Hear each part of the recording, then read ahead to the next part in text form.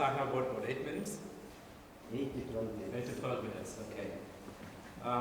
It's a very long presentation, but I'll try to make it as short as possible. I have a very long title, though, from the talk. Now, the basic arguments are these. We need to go beyond access issues to the actual context of the user's situation. And also, we need to go beyond technological fix that ICT is some kind of magic cure for some development and things like that, and especially this case is being made out by Thomas Friedman. The world has become flat, that what we need to do is provide access, and the rest will be taken care of, provided that we have taken care of issues like governance and all those issues. Is this on? It is on. They're not speaking. Close enough? Okay. Now, the third point, information capitalism and increasing inequality. This is a topic that I have dealt with in my book. I'm not going to talk about it in great detail. If you're interested, you can check out the first issue of Information Society. I have published a paper on this topic. That along with the rise of information capitalism, since say, for example, about 1970 or so, what we see is that incredible amount of wealth was created all over the world, but at the same time, you see a greater increase in inequality happening.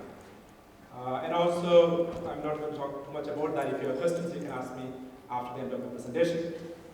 We need to focus on demand factors of the users. This is our theoretical point. But the most important thing is to look at favorable socio-economic conditions.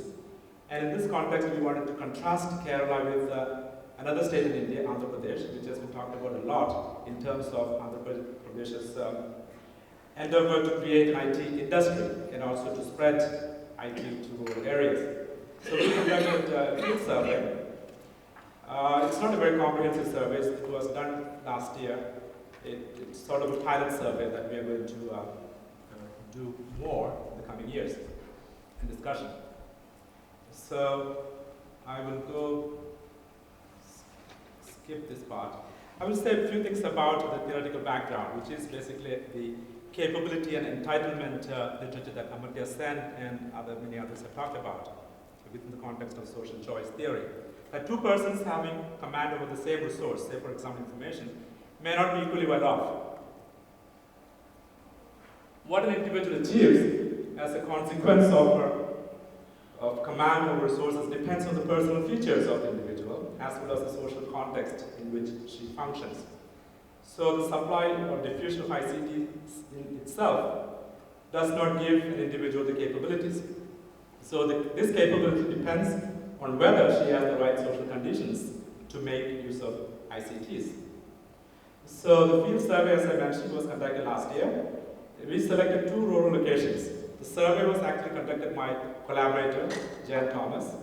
Actually, I did not go to Andhra Pradesh, and I did not go to Malappuram myself, even though I know the place quite well, because my hometown is in Kannur, which is quite close to Malappuram. And about Malappuram, we have already heard a lot, so I will not talk too much about that. What I will do is I will talk a little bit about Kuppam in Andhra Pradesh, where an elaborate ICT project was created in 2004, I think. Kerala and Andhra Pradesh. In terms of area, Andhra Pradesh is far bigger than Kerala. Population-wise also it is much bigger, 76 million as opposed to 32 million in Kerala. Life expectancy at birth for males, 93-97 years, 61-70 for Kerala, 60 for India, 60.4. Female literacy rate was 7 and above, 2001 average. 51% for Andhra Pradesh, 88 for Kerala. Average household expenditure per capita, 541 rupees in Andhra Pradesh. In Kerala, it is quite high. India, somewhere in between. Growth of per capita state domestic product, 3.5 in Andhra Pradesh, and Kerala 5.1, which is quite good. For India, 4. Poverty index, 26. Headcount ratio, 26 for Andhra Pradesh, 18 for Kerala, it's a little less, and 29 for rest of India. Telephone penetration, 20.3 for Kerala, I'm sorry, for Andhra Pradesh, 78.5 for Kerala. The Andhra Pradesh HBI community project in Kuppam was started in 2002. We selected Kuppam because Kuppam was very famous because of the former Chief Minister of Andhra Pradesh came from Kuppam. And the media has done a great job in terms of talking a lot about the Kuppam project. We chose two villages, Kandepalli and Venkatapalli villages. They have IC, Information Center, within 3 miles away, 3-mile radius of these two villages. 45 households were selected, including 130 males, 102 females. Kerala, the Akshaya project that we just heard about, which chose Pulipparam village in Malappuram. And in that village, we chose one particular ward, 45 households, 118 males, 122 females. We chose a stratified sample based on land holding size. Land holding was the basis that we used, the asset that families have. 3 questions were asked to understand the nature of diffusion of ICTs. Have you or any of your family members heard about computers? Have you or any of your family members ever heard about the information center in your locality?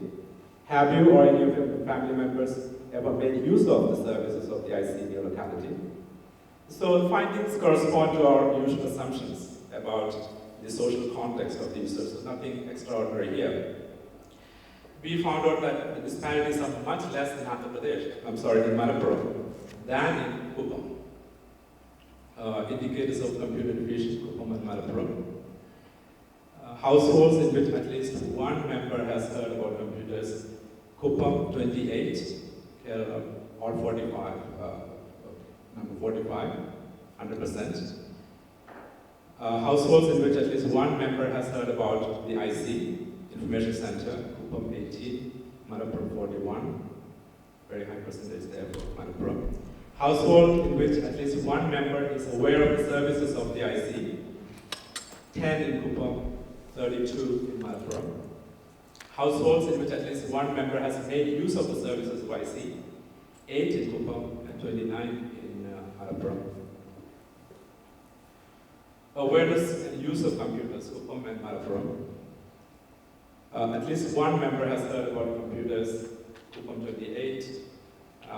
We also created a separate table looking at less educated people, at least basic primary education, 4th standard, and also looking at the family asset in terms of many of them are landless families in Andhra Pradesh. In Kerala, the families have at least a little bit of land, house-stead land. Now, use of computers by gender. This is a very interesting finding that says a lot about capability. Now, Kuppam, 0 females use the computers. Kerala, it is 32. Malappuram, it is 32. Males, 13. All the users in Kuppam were males. In Malappuram, it's 39. Use of computers by age. You can see an interesting pattern here. Use of computers by education level. 1 to 4 years illiterate was 0. 1 to 4 years of schooling. Kuppam 0. Malappuram 1. 5 to 10 years of schooling. Kuppam 2. Malappuram 42. More than 10 years, 11, 28. All persons who have used computer, 13, Kuppam 71 in Malappuram. So indicators of demand for ICTs in terms of what they actually need these computers for, the information provided by the information centers. Households which are landless, Kuppam 10, Malappuram 0. Households which are aware of the prices of agricultural goods they produce, Kuppam 30, Malappuram 21. Households which have received some loans from formal sector, 28 in Kuppam and 33 in Malappuram. Households in which one or more members are looking for a job in the organized sector, Kuppam 12, Malappuram 26. Households in which one or more members are looking for higher studies, 3 in Kupang, 16 in Malappuram.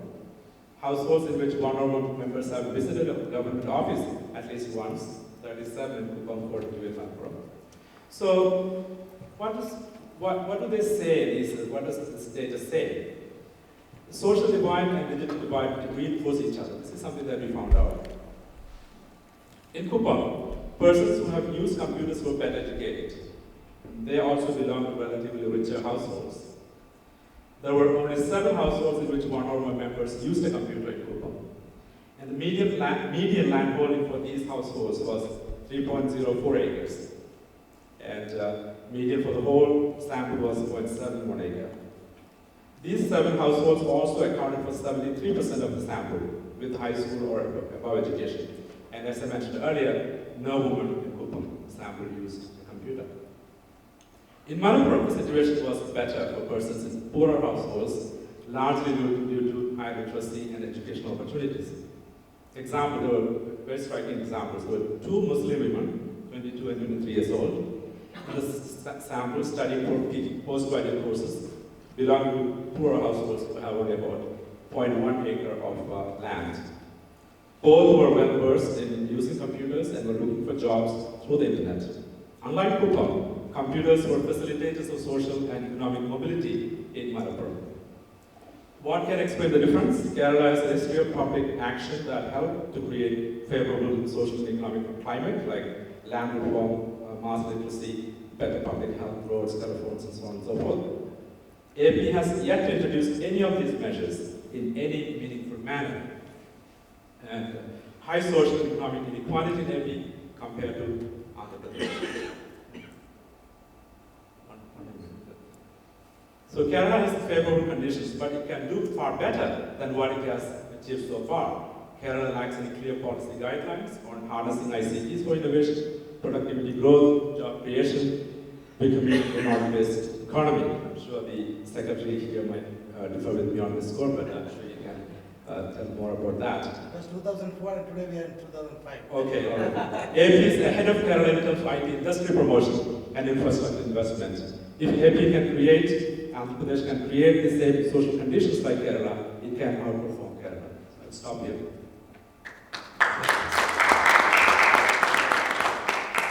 Maybe, one person question? Yeah. Yeah.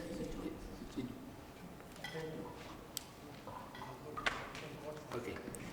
You just mentioned the comparison between Andhra Pradesh and Kerala, and you also mentioned the favorable environment of Karnataka and Tamil Nadu, Hyderabad, for instance. That's curious that Kerala, who is one of the most literate state in India, has not got the opportunity as the other states to create even their own Silicon Valley. There are, as far as I'm aware, 6 to 7 Silicon Valleys now in India. In Andhra Pradesh, in Chennai, Mumbai, Pune, Chennai. Well, why not in this? Why not Kerala? Why not Kerala? Is it a question of strategy? Is it a question of policy? Or? I think Ma'am will answer. You'll probably hear many different answers to this question. One possible explanation that is my own favorite explanation is that the IT industry in India has largely been concentrated in big metros and big urban centers. In fact, if you look, it's Delhi, Chennai, Bombay, Madras, Hyderabad. Yes. Primarily because these urban centers, one, have much better infrastructure and logistics. This is an industry that logistics is very important. Secondly, logistics for movement of people, because they need talented people, and it is only these big metros which have big catchment areas which can bring in all kinds of people that service this industry. what we are now seeing over the last 3 to 4 years is really a gradual diffusion of the IT industry away from the metros and into the two second-tier cities in India. And that is why I think we're also beginning to see that smaller centers, whether Cochin in Kerala and other places, yes, are picking up now. But you know, this is probably part of the answer. You might find equally sort of relevant answers from other people. Okay. Just a very short question concerning the references. I understand that there are more projects in India than just Kerala and Andhra Pradesh. Why did you select Kerala versus Andhra Pradesh? Is there a specific methodology behind to select these both?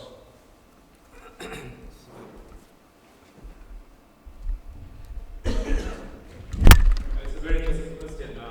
The reason I said was because Hyderabad, for example, is so well known outside India, within India as well, because of the way the former Chief Minister of Andhra Pradesh tried to promote Andhra Pradesh or Hyderabad as a place for IT investment. So there's this perception that they have done really well. So we want to test that in what way that actually trickled down to rural areas. We found out there's a total disconnect. And in fact, the reason why he was elected out of office was because of this content on the part of people. They see prosperity in the cities, but they don't see anything at all in rural areas. Despite some of these ICT endeavors being introduced in the state, but it was not actually used by people like me. Thank you. Okay, now we move on to the second presentation, the second part of this session, and it's presented by Dr. Surya Murthy, working as assistant professor, as associate professor and head of the Department of Sociology on Howard College campus, Kuazuru Natal. He is associated with the World Science Project and he is going to present on one part of its study. Thank you very much. Yes, this is a side project of our World Science Project. We looked at the mobile telephone usage of people, of selected respondents in Kerala. So we have two major objectives for this paper. We are trying to look at the factors associated with mobile phone usage and the social structural consequences of such usage. And secondly, the composition and location of the social ties, social networks, mainly through mobile technologies and other ICTs like internet, email, and of course, computer included. So we were trying to understand the use of the mobile phone in relation to similar or different technologies like the internet or email, and see how far these technologies complement each other. And secondly, we were trying to examine the ways in which the use of these mobile phones and their use and access to ICTs structure the local and global networks of the respondents. So we argue that in this paper, the regular use of the mobile phone is closely associated with the use of other modern communication technologies, such as the computer, the internet, and email. And it has got its own structural consequences, especially in the composition and location of networks, whether it's local or global. The methods. We sampled our respondents from 3 institutions, 2 academic institutions and their software concern in Kerala, in the capital city of Thiruvananthapuram in Kerala. I'm not going to reveal the name of the institutions because the presence of the secretaries and former secretaries, because this is, so for ethical reasons, we have, as a matter of fact, we have given them the confidence of, privacy and things like that. And it was carried out during the months of September to December, and we had about 612 interviews, and that were finally made available for analysis. 123 from the software organization, which was located in the Techno Park. It's a major Center of ICT Activities in the state of Kerala, and 385 from the Technical Academic Institution, and the rest 112 from the General Academic Institution. Because of the characteristic similarities of teaching institutions, these two institutions were combined and labeled as public sector because the salary comes directly from the government. So we branded them as public sector, and the software business, a private initiative, is private sector in the analysis. We use 5 variables to measure the use of the mobile phone use. Frequency of the mobile phone use, calls made in a day, calls received in a day, the duration of the call, and the daily use. For the network part, we looked at the relation, family, friends, work, romantic, and others. Location, local, hometown, district, other rural district, other town in Kerala, India, but outside Kerala, and foreign. Let me come to I'm not going to the theoretical background of this paper because it's a short of time, but I'll present you with some of the results. The most prolific users are the private sector employees who use it daily as against their public sector counterparts. As noticed in all other dimensions, that like number of calls made and received in a day, and duration of the calls, how long they speak on the mobile phone, or the use of the private respondents speak more time on their mobile phones than the public sector respondents do. Does the use of the mobile phone concurrent with the access and use of ICTs? That was our cardinal theme of this paper. Whether it's related to their computer use or the internet use or email use, and whether it complements the communication and needs of the respondents. We have found significant difference between the daily mobile users, and non-daily users. We categorize them into 2 broad categories in their computer, internet, and email users. Daily mobile phone users have a computer of their own at home than the non-daily users. Most of the households, particularly the middle income group, will have a cluster, the mobile phone use and the internet. And there is also a close relationship between daily mobile use and the ICTs, complementing each other. Then we looked at the second part, how far this is translated into establishing their social networks.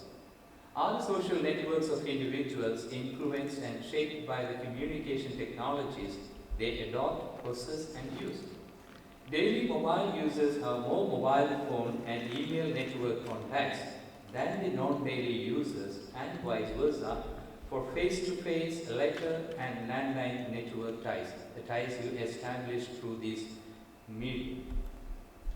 Daily email users maintain more mobile phone and email networks and diversity in the means of contact than the non-daily email users.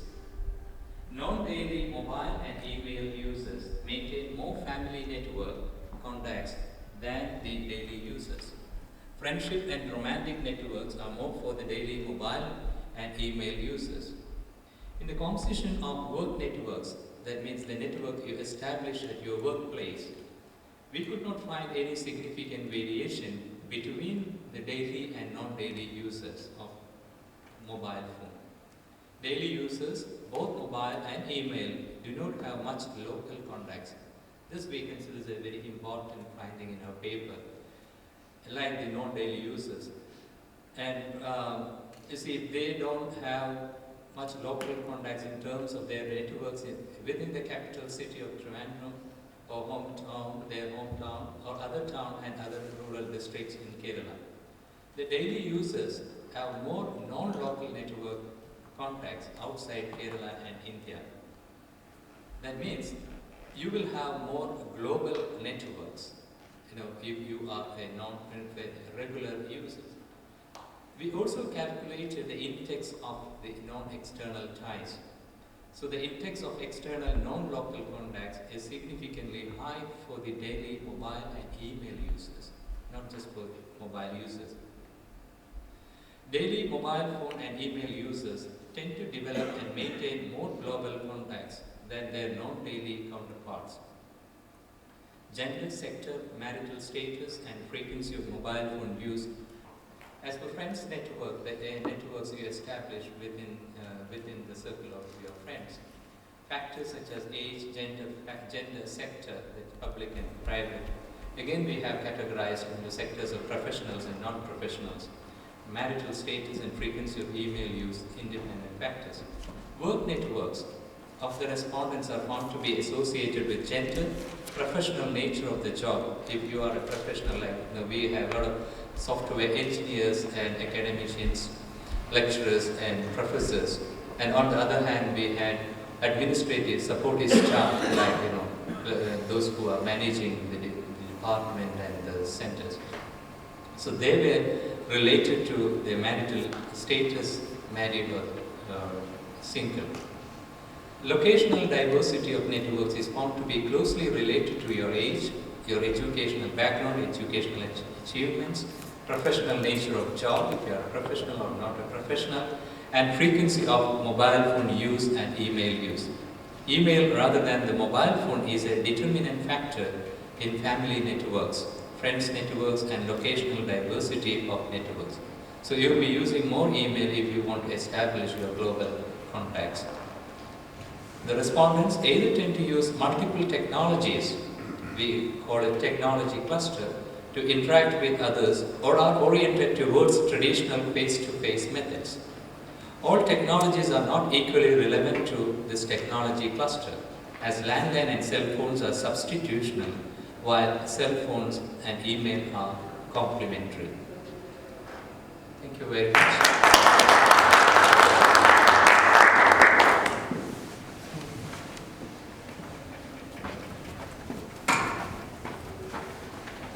Thank you. Concerning your hypothesis, this is convincing. If you address spoken communication on the mobile with a keyboard input and screen output technology as email, I would wonder if this even would apply if you compare email to SMS without a keyboard on the mobile. I would have some doubts concerning the methodology.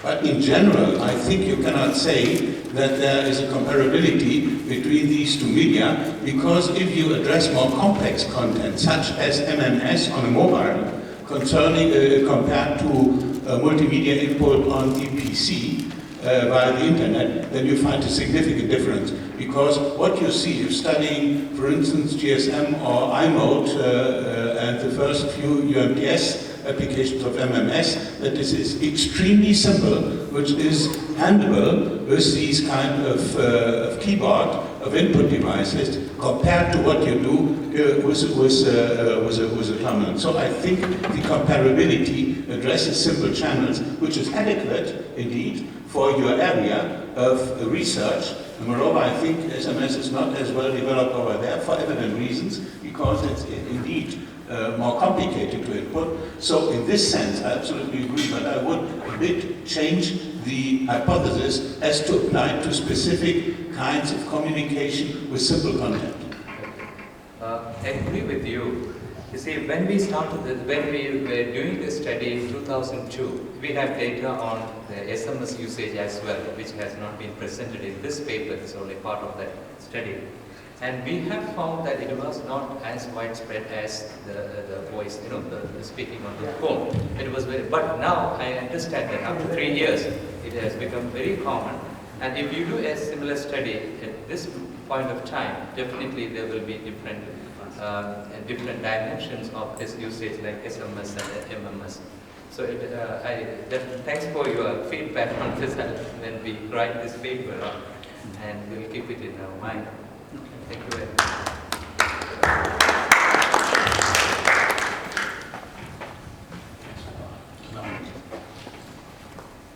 Okay, now the final presentation, and that's me. And as for me, I'm teaching in Loyola College of Social Sciences in Kerala. I'm also part of the World Science Project, and I'm the India coordinator currently. I'm going to present very briefly, maybe taking 8 minutes or so. It's already time for plenary, and some of the findings about the use and its effect of internet in scientific enterprise, in scientific pursuits. And we have been studying it from 1994. So a longitudinal study has been undertaken, and I will focus mostly on some of the findings in 2005. So the first part I will skip, that was the overview, and some of the assumptions about the ICT, and which we have discussed so much. And so I think I will skip all this because of the time factor. The different kinds of views on the introduction of ICT, the elixir and the affliction. Basically echoing two contrasting theories on development, modernization and dependency. And then we have also the third one, teasing a combination of these two, certain uncertain anxieties about introducing ICT.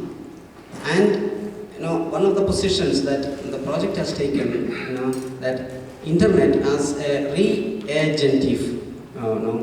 reagency, the concept of reagency. Internet as a reagentive thing. The basic question that we have addressed is, how does ICTs change the nature and structure of knowledge production in Kerala? And this is looked at vis-a-vis the questions of development in the area of research. It's based on a longitudinal study, and we conducted face-to-face interviews, 303 in 2000 and 260 in 2005. In 2005, we have tried to get the same panel of respondents, and we have succeeded about 60% to reach to the same panel of participants who partook in the study in 2000. And respondents belong to fields, scientists from the field of agriculture, natural sciences, environment and natural resource management in academic and research institutes located in Trivandrum. We looked at the elements of diffusion, adoption, productivity and gender differences. This is already we have discussed about the Kerala model, the paradox, and the ICT policies and so on. Now some of the important findings with regard to diffusion and adoption. Our baseline study in 1994 showed that mainframe computer and email access were available only to 1 out of 10 scientists, and it has not become common. Only 6% of scientists reported some access to email. Scientists gave very low priority to the development of both domestic and international electronic communication networks at that time. It was just the beginning of introduction of IIT in Kerala. And actually they reported that they were introduced to computers in 1995, some of the scientists. And in 2000, there was a jump from 42% possessed computer in their personal office. Over 7 people on an average used it. Personal computers, there were 6 out of 1,000. Use of computer about 5 hours a week. They used computer in about 5 hours a week, and government scientists had more hours of use of computer per week. This we measured by getting the total hours, total amount of time that they spent on computer, and then we try to subtract the time that they have used it for fun and entertainment, etc. And then we found, we came up with this finding. University scientists had very low levels of computer use at that time, less than 1 hour per week.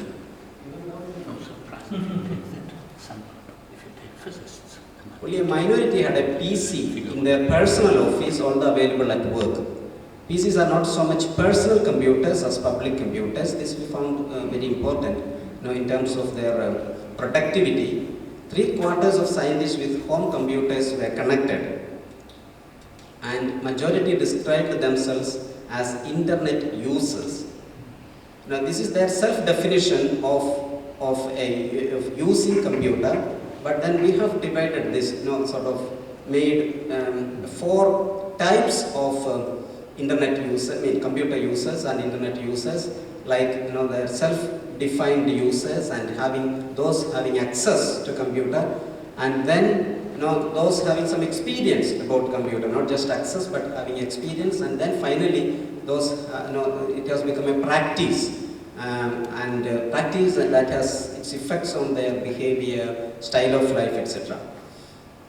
Only a minority had a piece. Now we found education the most consistent dimension defining the digital divide, especially in terms of internet practice and experience. Those who acquired highest degree from a developed area seem to hold clear advantages based on direct association, learning and modeling from those who use the internet, and the acquisition of a network of communication partners. This was in 2000, and now in 2005 there was a dramatic increase in the use, access, practice and experience of ICT. Computers with connectivity both at office and home are available to nearly all. So there is really a quantum leap, quantum jump from 1994 to 2005. Computer non-users almost nil. Among the very few non-users, the majority are women. Men has greater access to email, women also has increased their access. For both men and women, the importance of web and mail increased substantially. But men are more likely to see the importance of internet in research, significantly better ambience of space and time. That in question of personal space, sort of private space and time, private time, sort of privatizing, the use of computer even in the office. We found a significant in terms of mobilizing their networks and in terms of their productivity. And in 2005, we found men continued to spend higher amount of time in research. The mean difference increased from 11.76 to 12.75. Collaborations in research became more local and region specific. International associations lessened. Both see greater prospects in future. Women are more likely to believe that internet did make a difference. However, women academicians did not subscribe to this. Now with regard to productivity, in 2000 we found academics were less productive than government research institutes. So there was a productivity divide in terms of sectors, and local productivity is associated with current use and email experience. Women and PhD holders had greater local productivity, but no evidence that ready access and diversity of use determined productivity in 2000. In 2005, what we found, productivity increased, in general. There was sharp increase in the productivity of men, especially articles in foreign journals. This is very significant, I'll come to that in conclusion. The difference in the productivity of men and women also became sharper. Most conspicuous reduction is in the case of articles published in foreign journals between men and women. The mean difference is 4.47. So for conclusions, the digital divide that had direct bearing on scientific output was the divide that pertains to practice and experience, not simple access and use. Current use and access may become less relevant aspects of the digital divide in the future. More important is the user interaction skills. I think I'll go to the 2005 now. With regard to personal time and personal space, we found it was significant, it was important. Temporal and spatial dimensions constitute workplace privacy, issues of space and identity that transforms internet connectivity into a collaborative research tool, making science a truly global enterprise. Now, coming to the conclusions in 2005, we found majority of men and women consider that matters have been improved substantially because of internet. Both see greater prospects. Women are more likely to believe that internet did make a difference in terms of their relationships, networks. However, from the academic sector, less likely to subscribe to this. The distinction between the user and practitioner is increasingly disappearing. The digital divide in science practice is becoming non-existent or trivial. That's a very important point. The digital divide in science practice being non-existent or trivial in general. There is a positive correlation between connectivity and productivity, may be posited in 2005. More importantly, it is contingent to social and organizational structural conditions. Now coming to gender difference, there was negligible inequity on most indicators of career distinction, such as organizational involvement and productivity in 1994.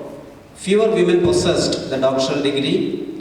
Women were less likely to go abroad for higher degrees. Women were less likely to leave their organization for travel, for meetings, etc. So they are displaying a localism in their orientation to education and career. Difference broadly related to difference in human and social capital. Consequently, there was slightly lower level of productivity in foreign journals and book chapters, etc. Men had 2.29 articles in foreign journals. Now we asked them for the current year, that year, whereas women had only 1.34. The difficulties in research careers stem not from deficiencies in material resources as to the deficiencies in social resources. That was a very major finding of the study in 1994, ultimately traceable to constraints on the physical mobility of men. The future research should focus therefore on the associated opportunity costs in areas such as education and travel. And coming to 2000, it was reported that those possessing the PhD and master's degree were at the same rate as that of men, and nearly eliminating the gender gap in educational attainment in 2000. The percentage of those receiving education in a developed country has dropped for both male and female. We found that chronologically taking, there was a progressive reduction from the side of scientists to going abroad and having their degrees and so on. One of the reasons might be, this has been said in the previous previous presentations, that we have in India rather prestigious institutes where people can take degree. One of the reasons is that. Now the percentage of those, the decrease has been greater for women. Access to computers increased from 3.5% in 1994 to 67%. Two-thirds of both men and women report ready access to email. Men reported significantly larger international networks than women. That is a point to be noted. Women, on the other hand, had more local contacts.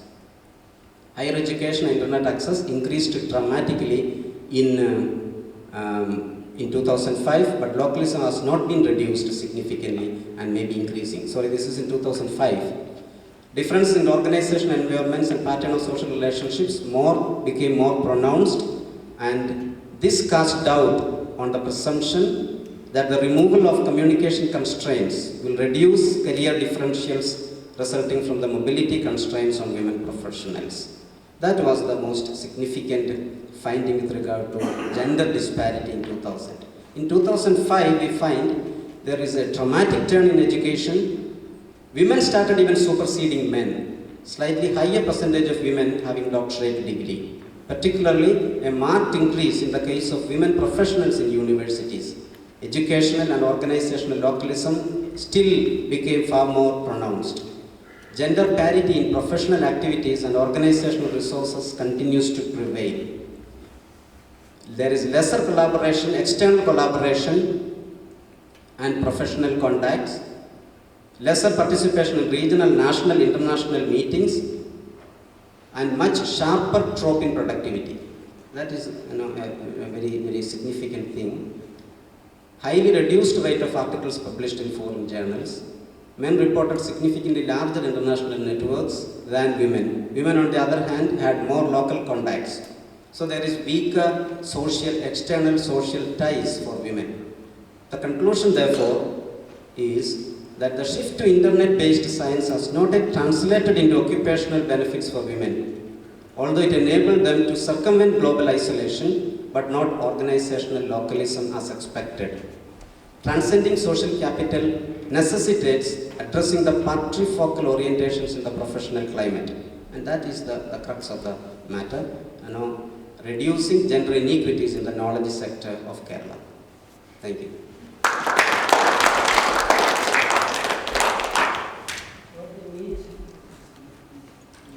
One question concerning the local communication with local email evidently. Did you compare whether this was also complemented with local personal contact, social contact? And the second, did you look into content? What is the content of the local communication via email and the international or global communications?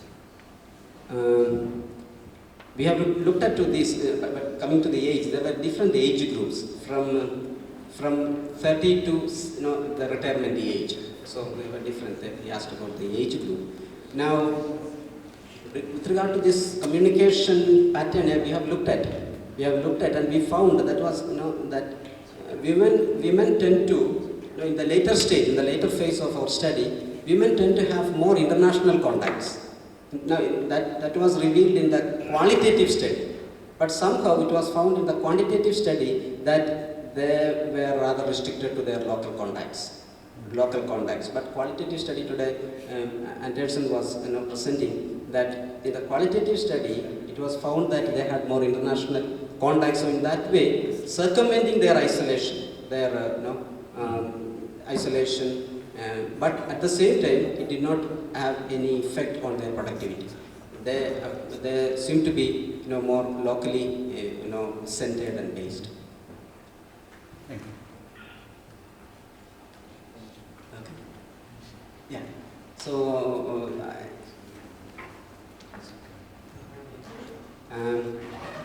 So here we end because of the time constraint too. Thank you very much.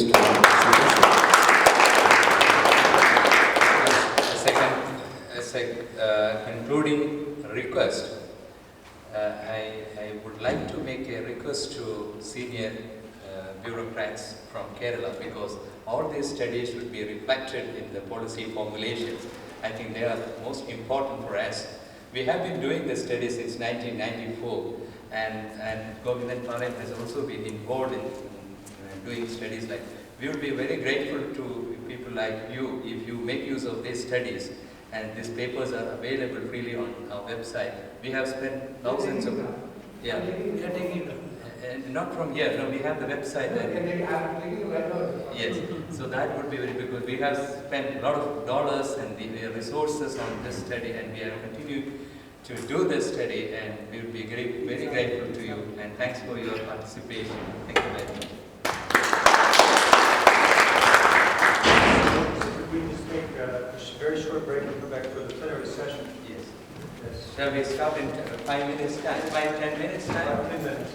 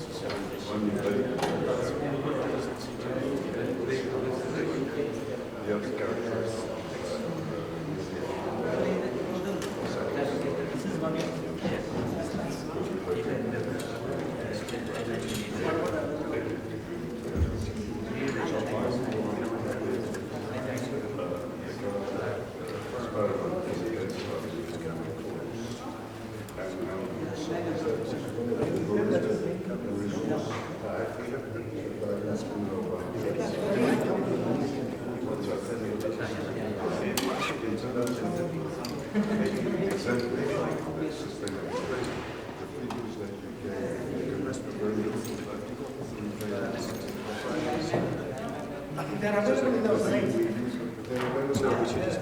Figures are available. We have to make it ready to have it. And the figures, yes, it's possible. Because if you haven't got it written up as a case, I would like to let's do that. I can send it to you.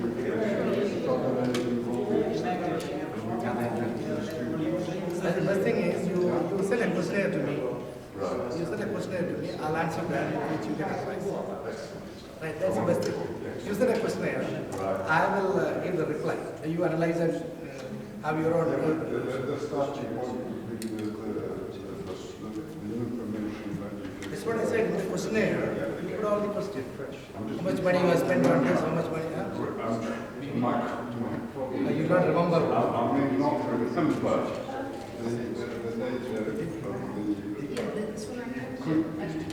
of the your answer to my question today, which is whether the resources come first and exactly That is available in the because in terms of No, that's one key. Yeah, that was one aspect. Here's the other is how really Yes. Okay, where was it? What folder was it in? intricate. Was it? no, paper was a science. Okay, if you figure out what's called.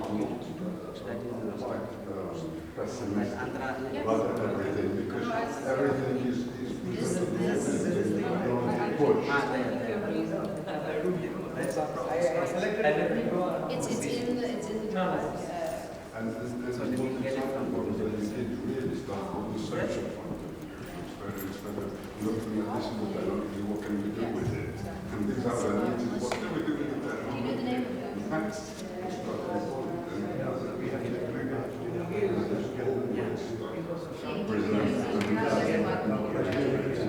to see what you can do with it rather than How you can even this year? I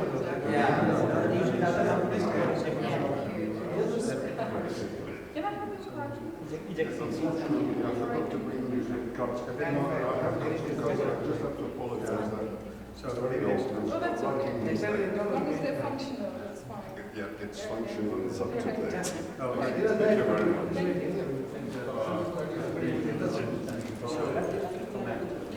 Thank you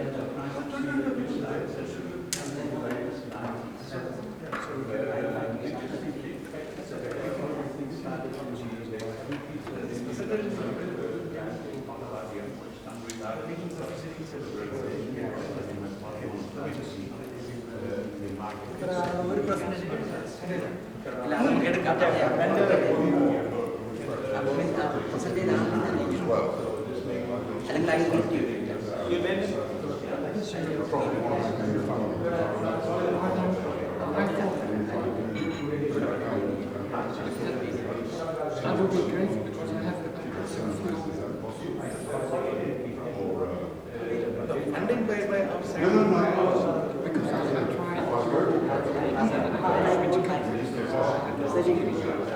Why not? Yes, definitely. This is the newer Malappuram. Malappuram is the place where it is Absolutely, that was a key milestone. the other 7 districts where it just now started. The literacy will start. If you come, maybe after 2 months, you see how literacy is going on. And December 1st week, we will start the literacy trainings in this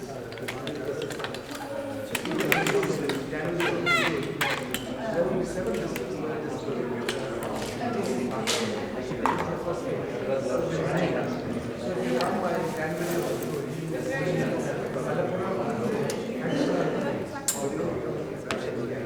where the second stage I mentioned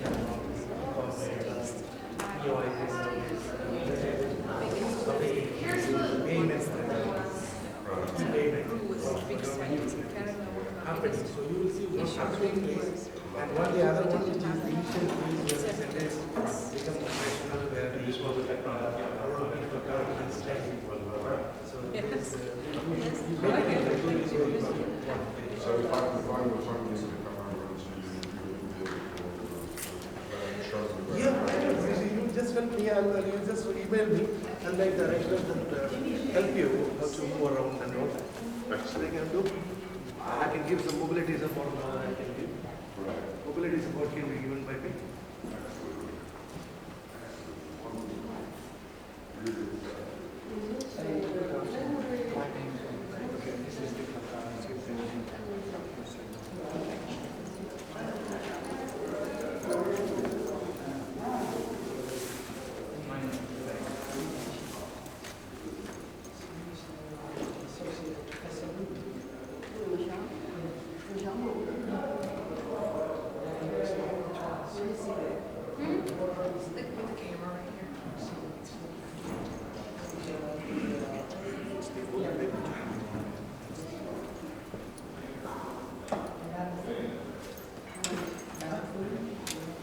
But if you... It's the order of tertiary. Yeah, well, no, but that one, you can say... Okay. Sorry. You put that in. Yeah. But you can leave it on. Okay. No, no, it isn't. Just leave it. No, don't know what you...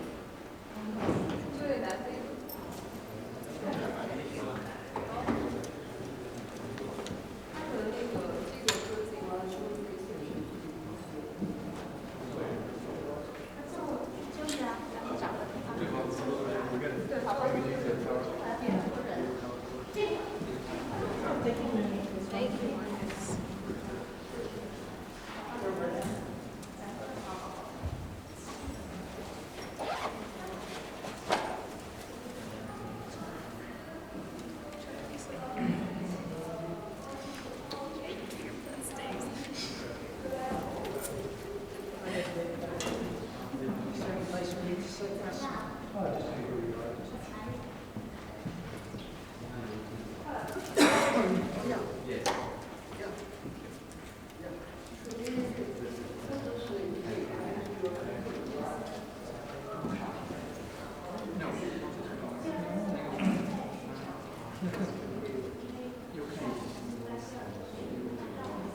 That's fine. Yeah, we are now. Yes, yeah, we will, but we have now switched computers. This one is different. This is this. I need more cord. I need to go closer.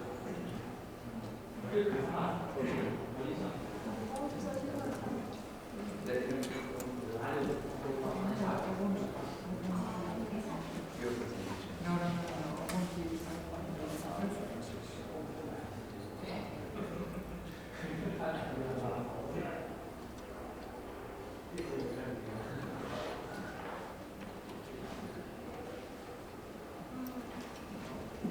This is two. This needs to be stabilized. So move it closer.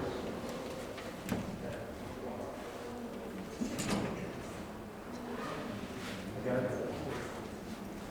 But no,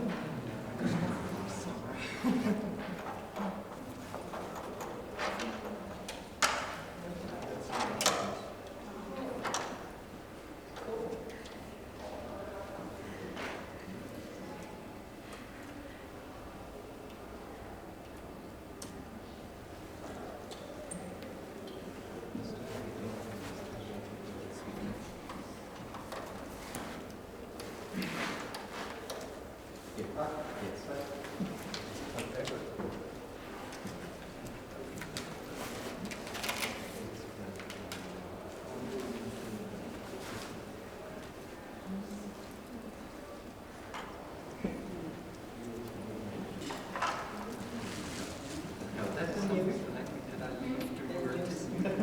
I do watch all of them, but I don't.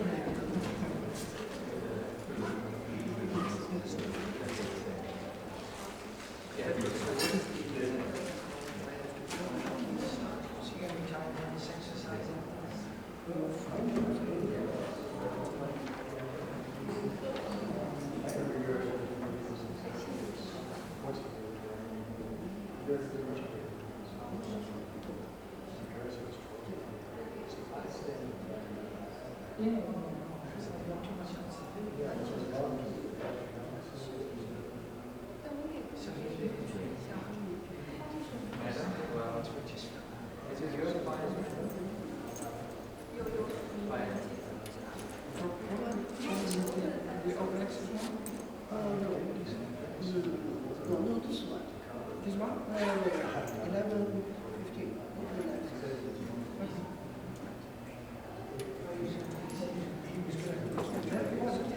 Switch. We'll just check.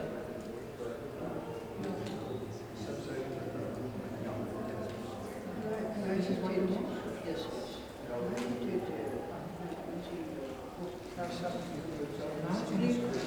And if you want to move forward, this is the easiest because you hardly have to look. You can move forward. And then you hardly have to look because if you find the If you want to move back, what time is the plenary session? It is the Okay. And that's kind of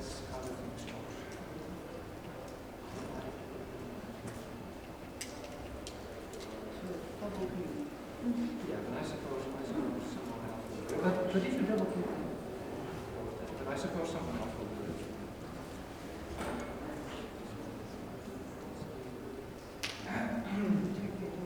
No, that's yeah. Oh, there it is. Yeah, you did.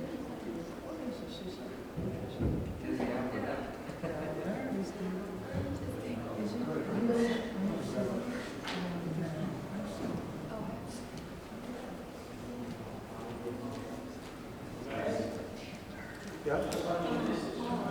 The minister came? I think so. Someone arrived and said he's actually. So you're working? Minister is here. I'm not certain that you're there. Both of them, just A. Is it? Yeah, you can control.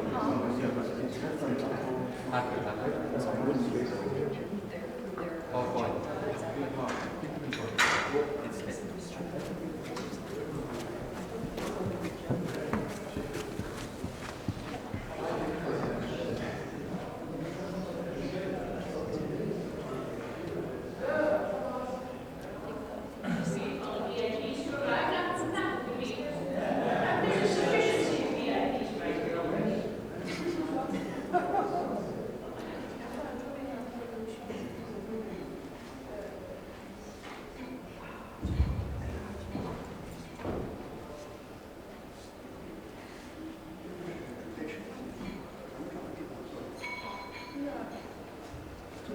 Yeah.